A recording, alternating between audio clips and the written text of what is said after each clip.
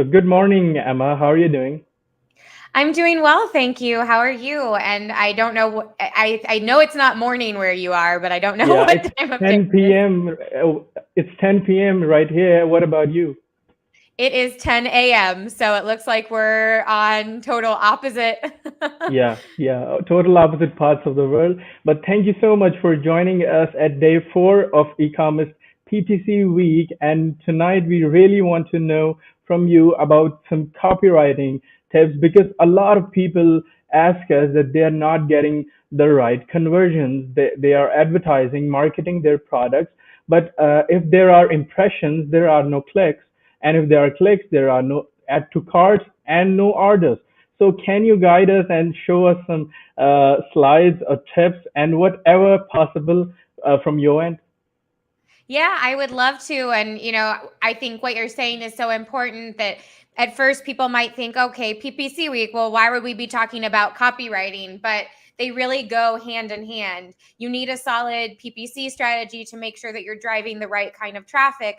And then you need the right copywriting strategy to make sure that you are capturing and converting as much of that traffic as possible. And additionally, when you have a really strong listing, not only are you converting your PPC traffic better, but you're also better able to rank organically and really make the most of every single ad dollar spend that you have. So I look forward to diving into all of this with you today. So my first time seeing you was at the e-commerce mastery summit 2 months ago, and I was blown away with the session you did. I don't remember who was the host of that session. It Kevin was Kevin. Sanderson. Yeah, Mhm. yeah. So I was blown away, and I shared some points that you mentioned over there. But I'm really excited to know more from you. Awesome. Well, I look forward to diving into things and I want to make this as valuable as possible. So if you have questions as we go, it's not interrupting me to ask them. So feel free All to right, let's chime go. in, ask for clarification or anything like that. And without that, Perfect. I'm gonna go ahead and share my screen. Yep. Okay, so and by the way, I don't have my monitor set up where I do my recording, so I can't actually see you right now. I just see my Okay. presentation because I want to Okay. make sure that I'm able to focus Yeah. on that. So if you Sure. want to interrupt, just say something. Sure. No issues. Okay, so we're going to be talking about optimizing your Amazon listing, not just to break Q4 records, but really to think about a long term strategy to establish yourself as a brand that is the one to beat. So, just a little bit of background. My name is Emma Schermer Tamir. I am the CEO and co founder of Marketing by Emma. My husband, Erez, is also my business partner, and he is standing to the left of me in that photo. We started Marketing by Emma in 2016, and since then, we've had the great pleasure of working with over 1,000 businesses from all over the world. And what we really specialize in is helping brands connect with who they are so that they can convert and connect with their dream customers more effectively. And we do this through Amazon listing optimization, through landing pages, and through website copy. I'd also love it if you could follow me on Instagram. I post all sorts of different content there, everything from other presentations that I'll be giving to events that I'll be participating in and just random thoughts. So you can follow me at eShermer or just go ahead and scan that QR code. Sure. So the first thing to really be thinking about when it comes to creating a great listing. And this might seem counterintuitive, but it is such an important concept that before we dive into anything else, I want to spend a little bit of time here. And that is to avoid impulse buy regrets. So I think a lot of times we can kind of be persuaded to believe that when somebody makes a purchase, the job has been done, it's over, everything's great, we can celebrate and rejoice, but that's just not the fact in 2022 with how easy it Yeah. is to make returns. And so a lot of times what people will do, and I'm included in this category, is if you're not super clear on whether a product is going to fit your needs, rather than spending lots and lots of time trying to figure that out, you might just go ahead and order it and then decide only upon when the item receives if it's actually something that you want to keep or not. And so your Yeah. job, if you're really wanting to make your business as effective as possible, is to make sure that you are really clear about who the right customer is. And then you're using your listing as a tool in order to clearly communicate what your product is great for. And by doing that, you can help to minimize your return rates. You can minimize the likelihood of negative customer experiences. You can also increase the likelihood of positive customer experiences, which will then help give you a better chance at more positive reviews. And so it really just becomes a cycle that can build on itself for better or for worse. Okay. So what does that mean? In order to make a sales stick, we need three fundamental things. We need the right customer, so we need to know who we're selling to, and then to target it correctly, not just through our advertising, but also through how the listing is constructed, the types of images you choose, and making sure that you are clear that the customer that you're trying to sell to sees themselves and is going to be excited by the product that you're selling and the way that you're presenting it. The second piece that you need is to establish the right expectations. So it can be quite tempting to say, my product is the very best at this. It's, the most revolutionary, and all of those things. While they can look good on paper, what they can do is they can create false expectations of what your product is and how it's going to perform. And so if your product isn't actually the best at something, it's better to avoid making those kinds of claims and then getting yourself into a situation where a customer is expecting one thing and then you are delivering another. And so if your product has certain strengths or weaknesses, you want to make sure that you're clearly communicating about those. If your product is not great for a particular type of customer, then saying that up front, so you're avoiding a bunch of sales that aren't going to be a lasting sale anyway. And then that third piece is making sure that you are delivering the right experience. So you have the right customer, you have aligned expectations, and now at the very least, you're meeting those expectations with the experience you're providing, if not going above and beyond. And so that's everything from the quality of your product to the way that it's packaged to how you engage around any type of customer service inquiry, and really making sure that you're making the customer have an exceptional experience from start to finish. Okay. So now that we've established that criteria and sort of framed this idea that we're not going after every customer, but we're going after a specific group of customers, let's talk about how you can use some data a little bit to better optimize your listing, instead of just maybe kind of going into the dark and not really sure where the problem lies. Because not getting enough sales can be, the cause of that could be one thing, or it could be many things.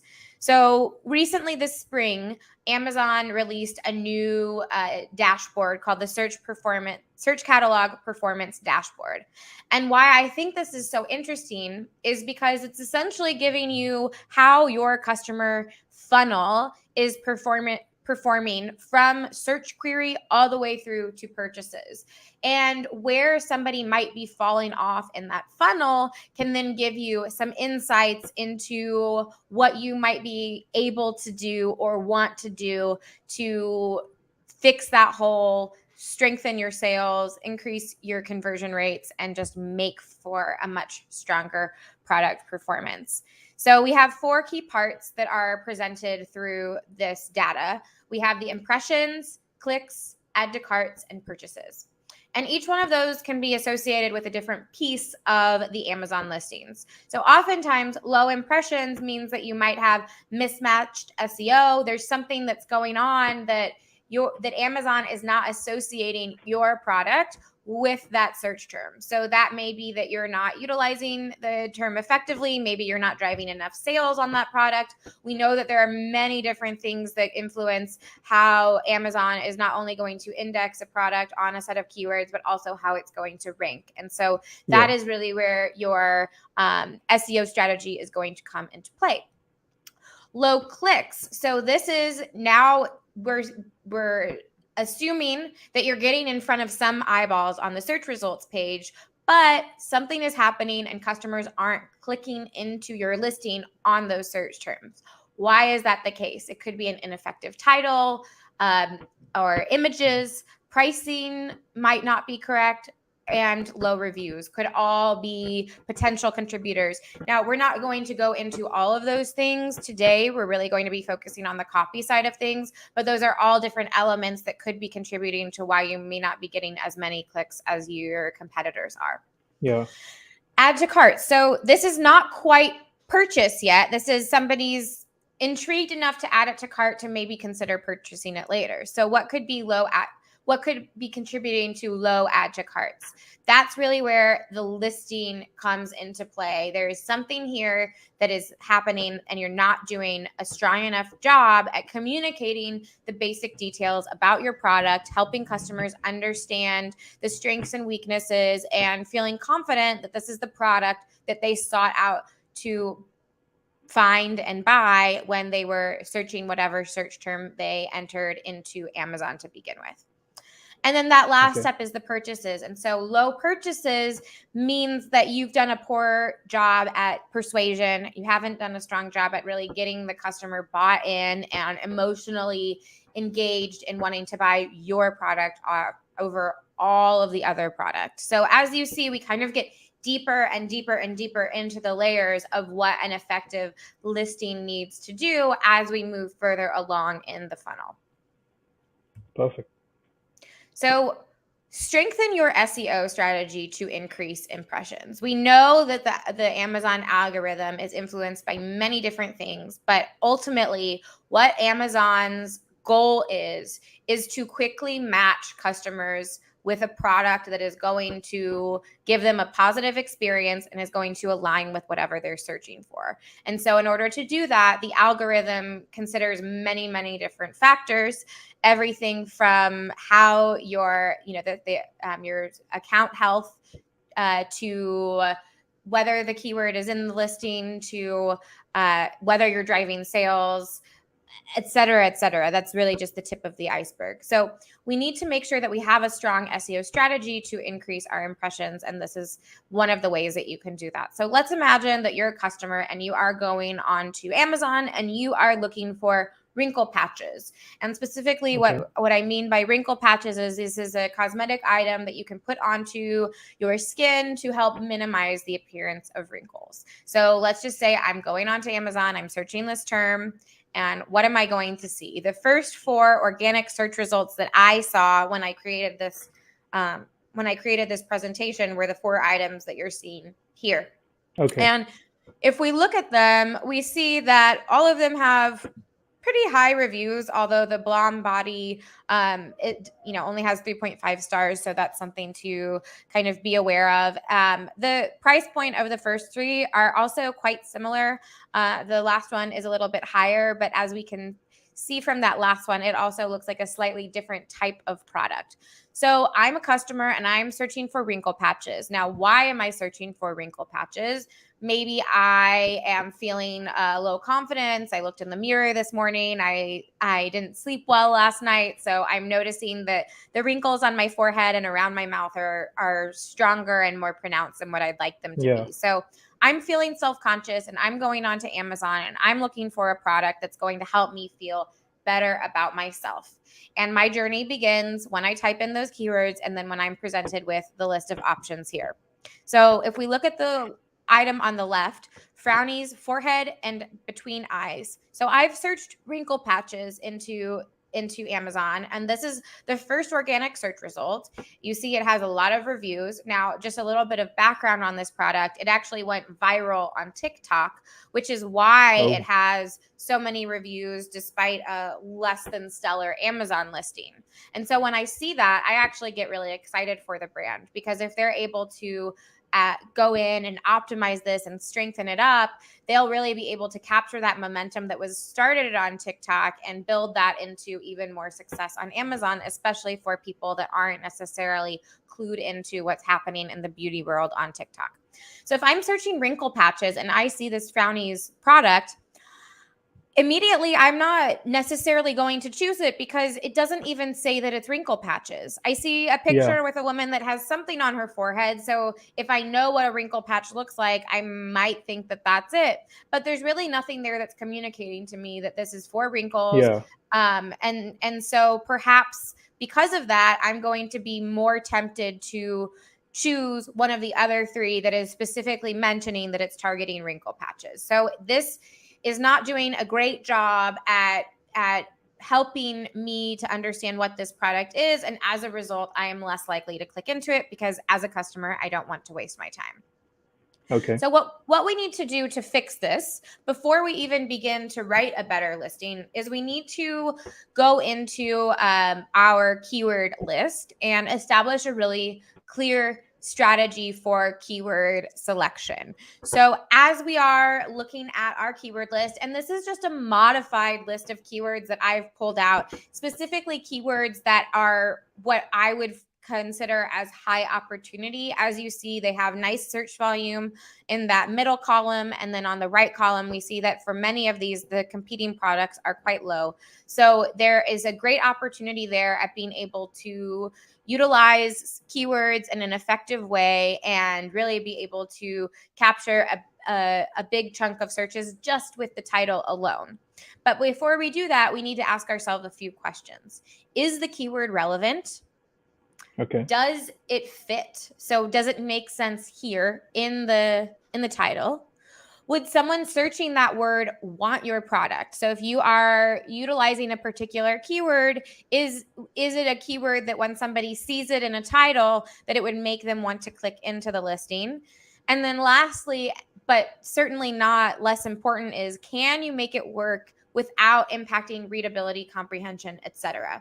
So we can see right off the bat with the very first phrase that's appearing there, frownies, forehead, and between eyes, period, 144 patches, it's going to be very challenging to make that phrase work in a sentence, at least by maintaining it exactly as it's written. We could modify it slightly and make it more readable, but if we're wanting to preserve that keyword phrase as a whole, it's simply not going to be possible in a way that will make sense.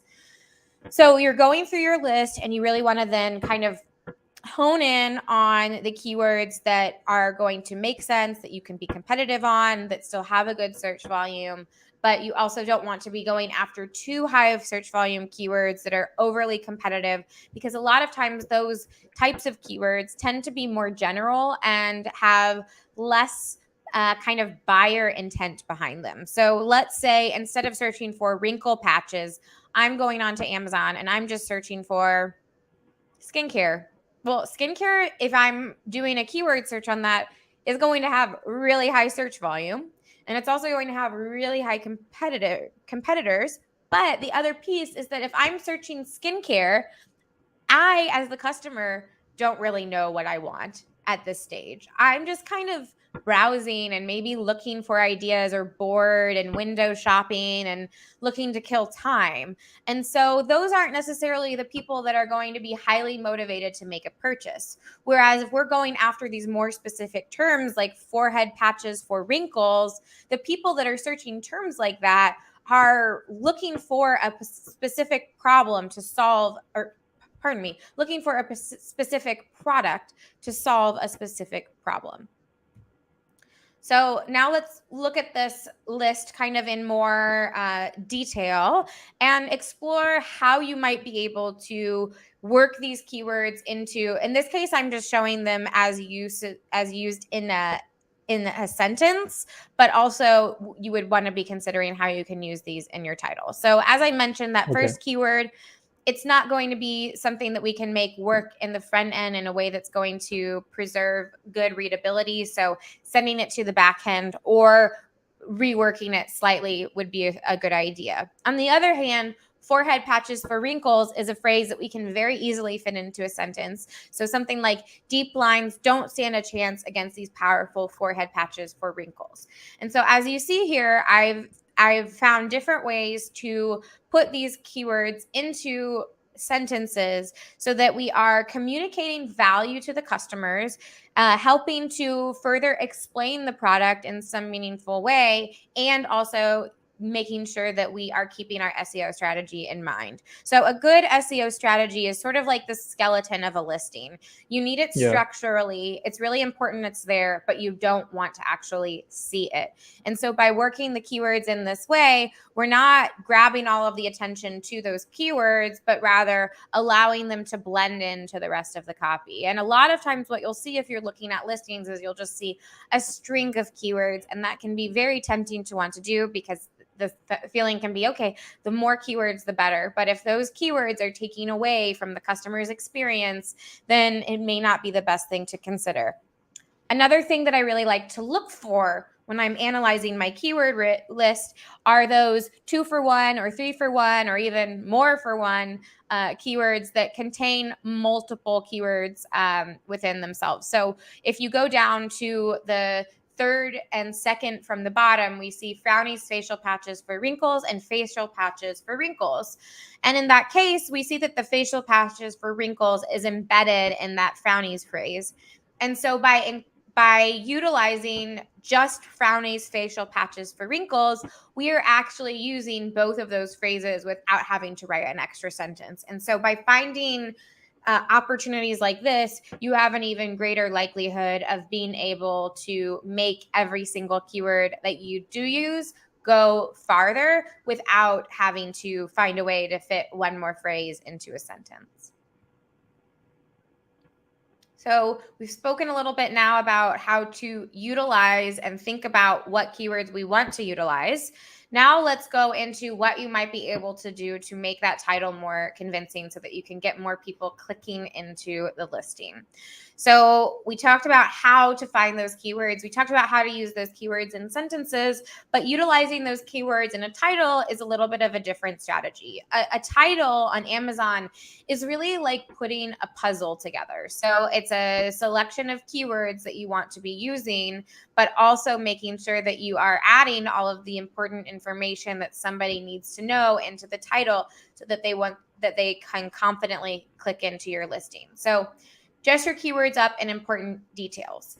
Types of questions that you might want to ask yourself as you're considering what to include in a title. And this is not an exhaustive list of questions, but these are just the types of questions to be asking yourself. So what is it? We've established with the Frownies, they're not telling us even on the most basic level what this product is. And that is certainly something that is a must have. What does it do? So sometimes you might say what it is, but it's still not totally clear what it does. So in that case, we want to make that clear. Why would someone want it? Of course, including those important keywords. In this case, perhaps the shape is important. I know from diving into Frownies a bit more that they're sort of triangular with curved corners. And the reason for doing that is it makes them a customizable shape that you can combine together so that no matter the shape and dimensions of your face, you're able to cover the areas that you need to cover. Yeah. Can it be used for anything else? So this has forehead and between eyes, but maybe it's something that can also be used on the chest or around the mouth on your smile lines. So thinking about those types of things. And then how long does it take to see results? That might not be something that we have space for, but if there's anything that we can include that would suggest that, then again, it would make it more persuasive and convincing to me as the customer to make me want to click into this product over all of the other options that are there. So on the left is what Frownies currently has, as we've established. It's confusing. Okay. On the right, we have click driving. So this is how you might want to adjust the title to make it more appealing to a customer. All of the orange those are all keywords that I've added. So there are a lot of keywords here, but they're also utilized in a way that isn't taking away from my understanding as a customer. So Frownies facial patches for wrinkles, we spoke about how that's a really valuable keyword. Instant customizable forehead wrinkle and smile lines treatment. So going into some of the other uses for this, but also talking about how quickly we can see results, the fact that they're customizable. 144 triangle overnight anti-aging face lifting masks. So again, going into some of the benefits of what this is, how it's utilized, what it does, where we've covered a lot of ground in a very short amount of space and made for a title that's going to be much clearer for the customer, attract more people into the listing, and perform better on an SEO basis as well. Okay, so now it's time to get into the listing. We've spoken about SEO. We've talked about getting a title that's actually going to get people into your listing. And that's a great start, because if you don't do those two things, then none of this other stuff matters as much. But if you are doing that effectively, then this becomes even more important, because now it's your job to help people choose your product over all of the other options out there. Amazon is very unique compared to selling on your own website, because on Amazon, you have all of your competitors that are right there. Sometimes they're advertising on your own listing, but that people understand that there are plenty of choices for them as far as what product to purchase. And so if you don't do a convincing job, if you don't help a customer understand why your product is the better choice for their needs, then you're going to be missing out on a lot of opportunities. So let's talk now and use a different example. Let's go to a pet treat. So this is odor-free bully sticks. So bully sticks are a more expensive, long-lasting chew that you can give to dogs. People are willing to spend more money because they are a single ingredient treat. They are more digestible. So people that might be concerned about giving their dog rawhide or things like that can feel more confident that this is going to be a healthy alternative for their pets. So let's say that, and not let's say, I am one of those dog parents. These are a treat that I give my dog on an almost daily basis. So odor-free bully sticks are something that I have a lot of experience in shopping for. And so I'm a pretty discerning customer. And because of that, I think that I can bring a lot of insight into what we can do to make the example that we're going to be looking at even stronger. So we go to odor-free bully sticks, and this first line is all the top 4 performing listings. And similarly with the wrinkle patches, we see all of these are rated quite high. The prices differ. They fluctuate between a couple of dollars per chew.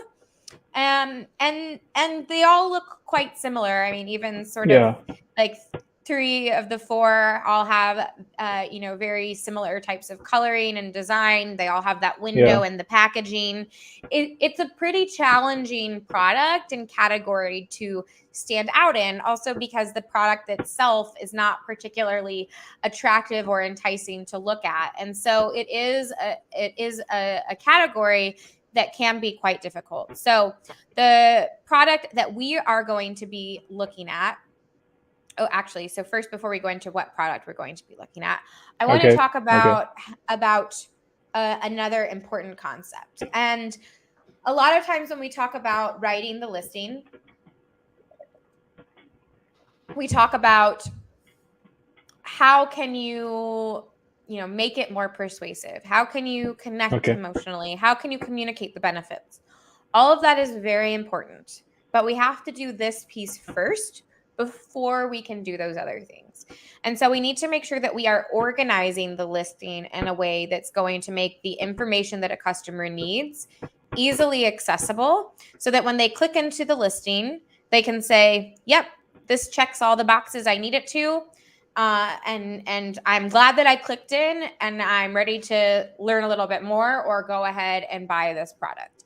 Because the fact of the matter is oftentimes on Amazon, you search for something, you click into a listing, and then you realize that the product isn't actually what you needed. Maybe it doesn't suit the other products that you're needing to use it with, or it's not the correct dimensions, or it could be a whole host of things. But you want to make sure that because of this, you are setting up your listing in a way that's going to make it easy for customers to identify if this product meets their needs or not. So that involves grouping similar information together, including all of the important information. So even with Frownies, we saw that they weren't doing a great job of that just in their title, let alone in the rest of their listing.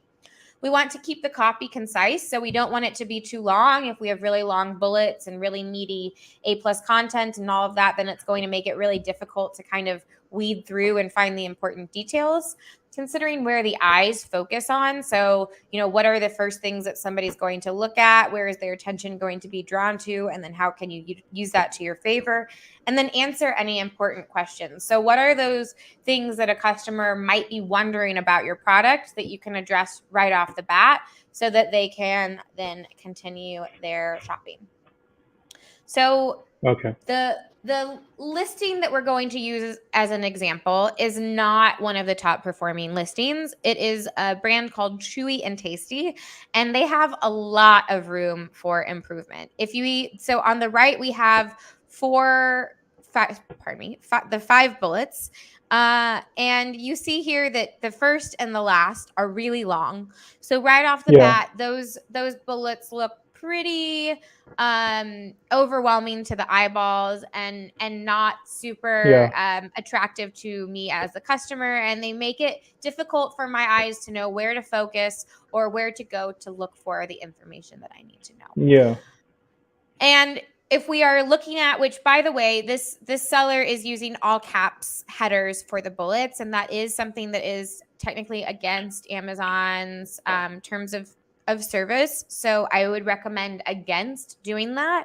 But just again, for the sake of this example, they are utilizing that. And the purpose of a header, even though they're doing something they shouldn't do, they're not even using it correctly, because the purpose of the header is to help me understand what the rest of the bullet is about. So that if I need to know a particular detail, I can say, oh, yep, that should be in the 4th bullet because it's about whatever it's about.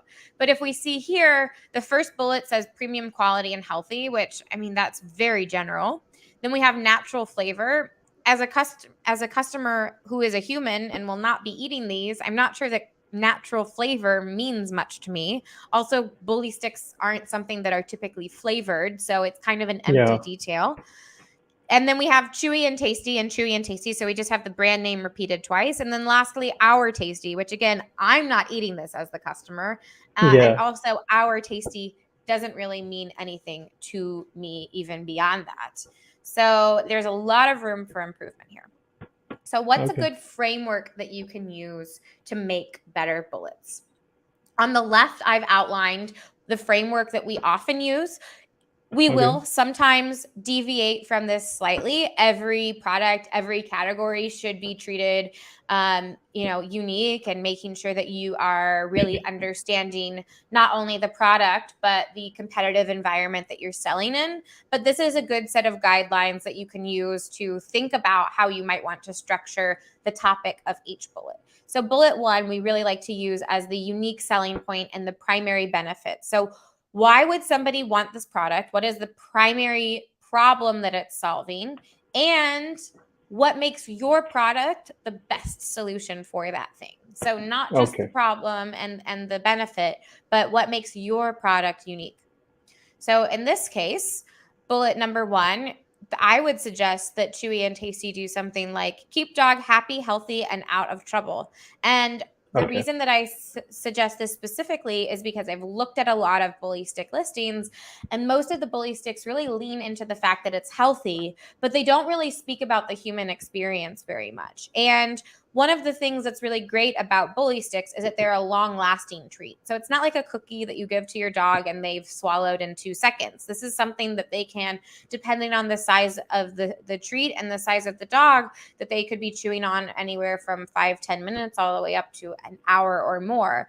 And so because of that, it's a really great way to channel destructive energy, to get the dog's attention, and to keep them from wreaking havoc. So the reason that I love these treats so much as a customer is because at the end of a long day, my dog is very energetic, but I'm wanting to sit down and have dinner with my husband. And and when my dog recognizes that my attention is not on him, he starts to get mischievous and he wants to find ways to get my attention. And so by giving him a treat like this, I'm able to give him a constructive way to use his time. I get to enjoy dinner with my husband, and I don't have to worry that he is making any kind of mess.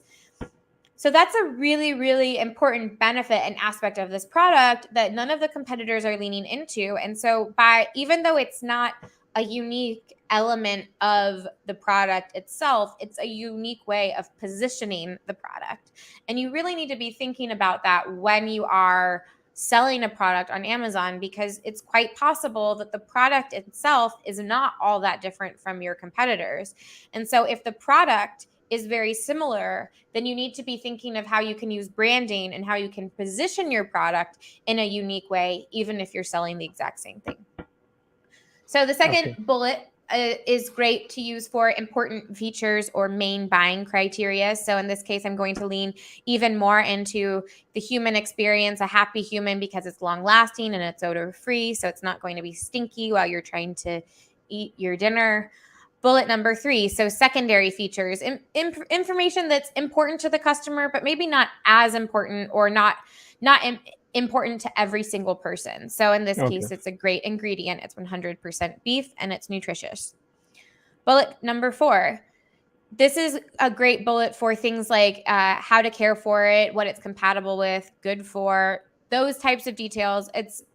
This is not something that necessarily all customers will care about, but for more discerning customers, this is that bullet that you would want to include the information that they're wanting to see. So in this case, that type of information, bullet 4, would be sourced from and manufactured in. Not everybody cares about that, but there will be some people that do, and so making that front and center is helpful for them. And then the last bullet number 5, we like to use this for trust and brand building. So kind of thinking beyond just the product and really reassuring the customer that they are going to have a positive experience, that you're a reputable brand, that you're someone they can trust. And so in that case, bullet 5, we might say commitment to quality, that we're ensuring a positive experience and things like that. So I said the first step is the organization. So we've clarified what the topics are. By knowing what the topics are, then we know the kinds of details that we want to fill in. And so a really great way of doing this is what I like to call fusing the benefits and the features together. So thinking about what are the important features that I want to communicate. Why would somebody care about those features? In other words, what are the benefits of those features? And then presenting those as sort of a cause and effect type of structure, and fitting those into the correct placement in the bullets or in your images or in your A+ content or whatever part of the listing that you're talking about. We're looking right now at the bullets, but all of these concepts are things that you would also want to be mindful of considering and applying to the rest of your listing as well. So asking yourself questions like, why would somebody want this product? What problem does it solve? How does it compare? So how, that a customer has many options. How does your product stack up to those options?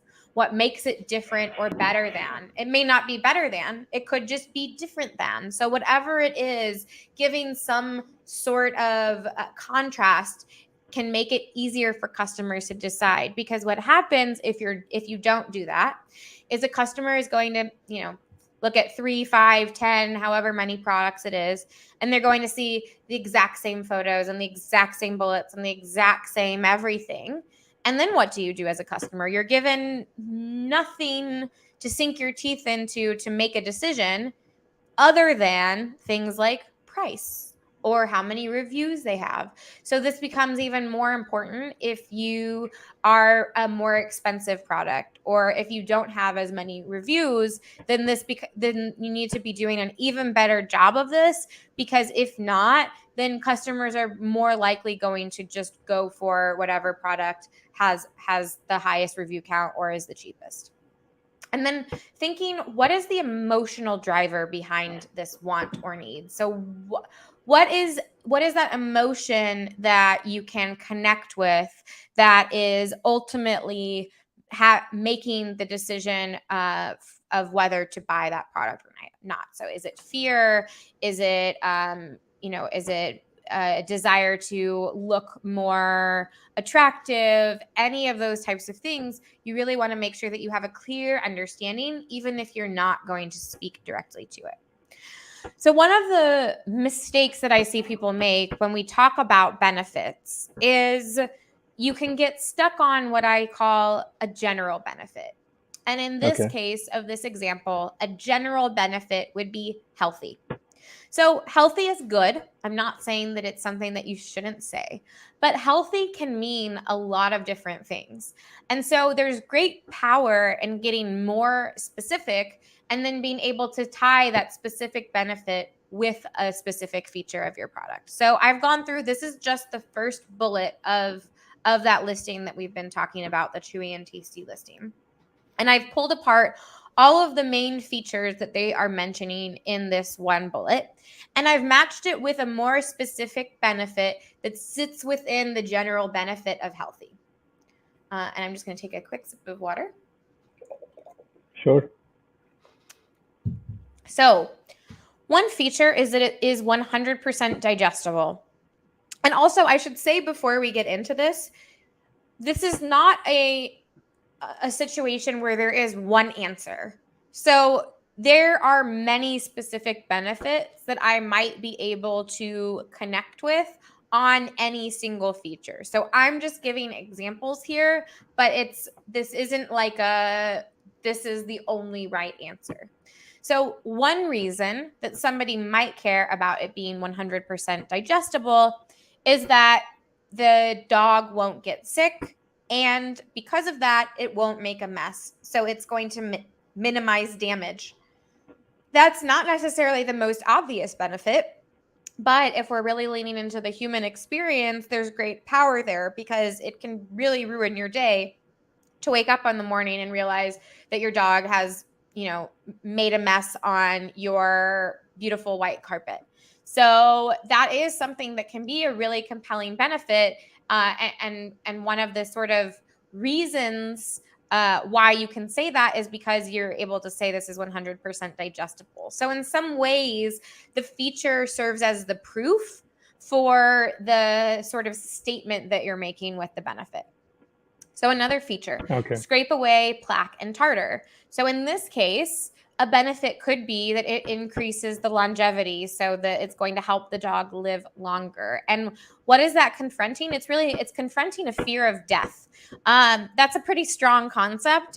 You don't always have to speak directly to whatever that emotional state is, but you can at least be aware of it so you can navigate around it. So you don't want to write a listing that says, are you afraid that your dog is going to die an early death by giving them bad treats?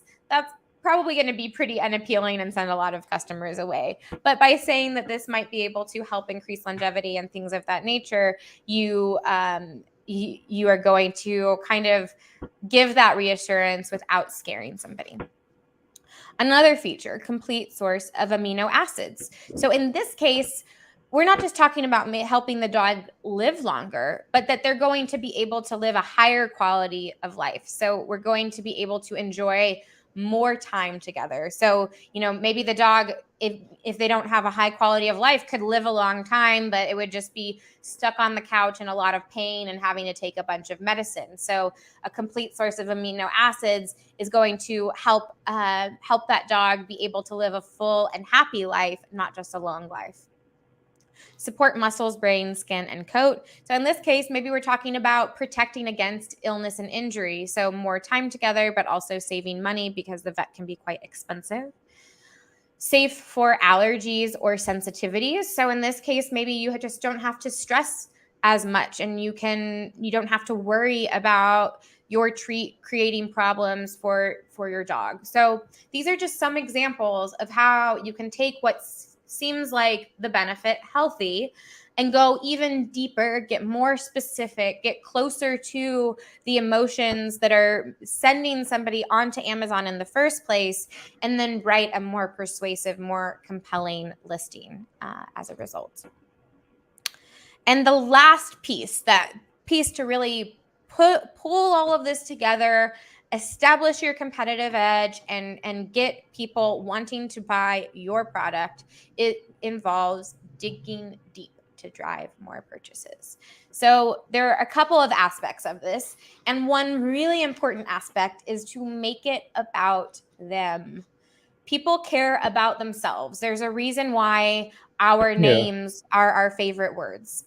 And Yeah. so if you can make a customer feel seen and understood and spoken to, they are more likely to want to buy your product. So think beyond just who your customer is, but also what are the things that they care about? What are their interests?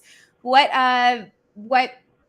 influencers do they follow on social media? What television shows do they like to watch? What other brands do they like to purchase from?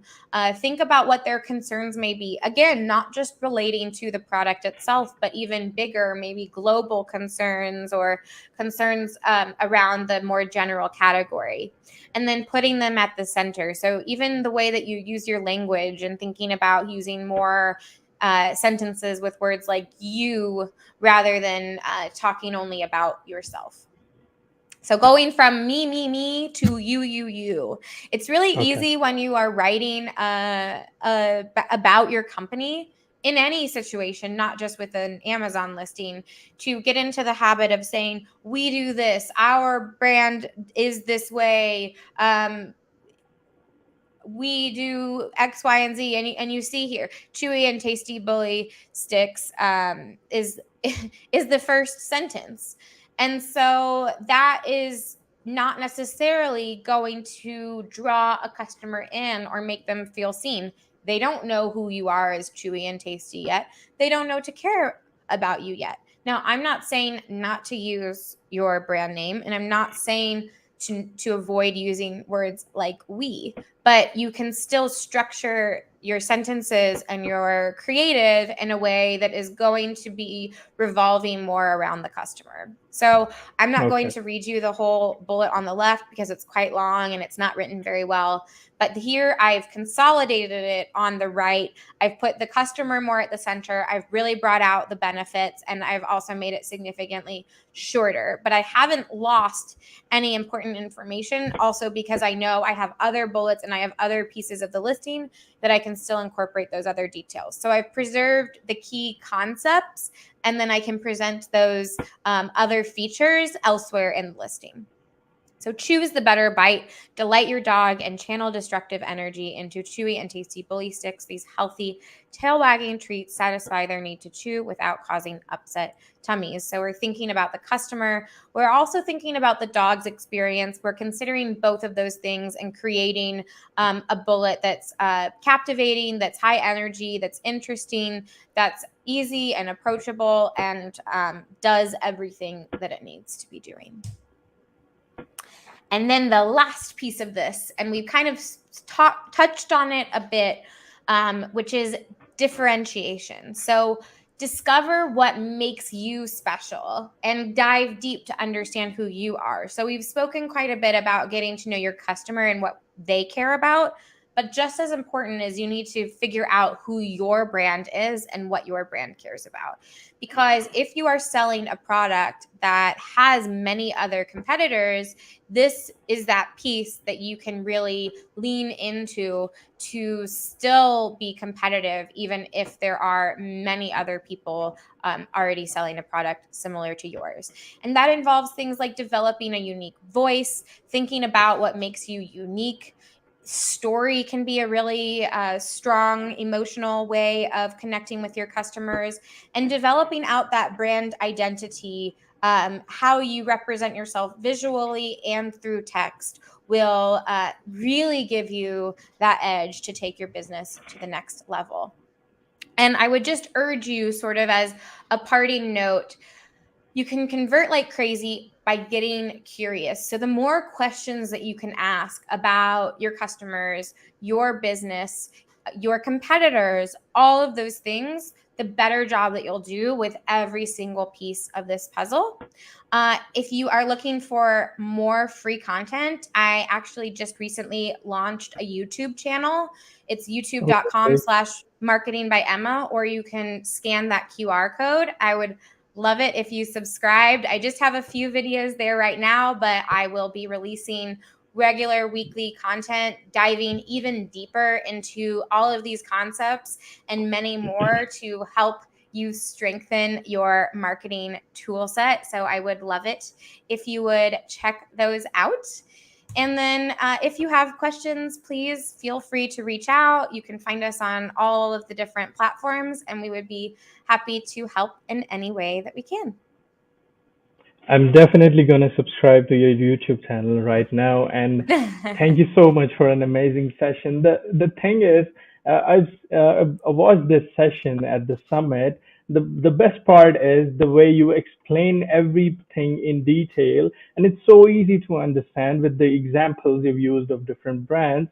And I really wanted you to do this session live with me so I can share it with people I've got who really need to watch the way you've explained how to structure the bullets. So thank you so much, Emma. I'm not going to take longer of your time. Thank you so much for being a part, Thank you so and we'll much see for you having soon. me and for those kind words. I loved getting the opportunity to present this, and I wish you a wonderful night.